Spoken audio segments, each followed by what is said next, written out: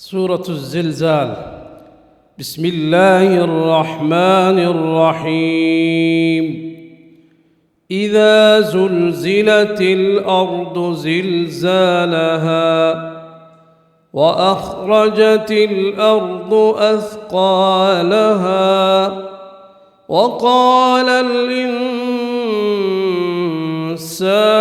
ما لها يومئذ تحدث أخبارها بأن ربك أوحى لها يومئذ يصدر الناس أشتاتا ليروا أعمالهم فمن يعمل مثقال ذرة خيرا يره ومن يعمل مثقال ذرة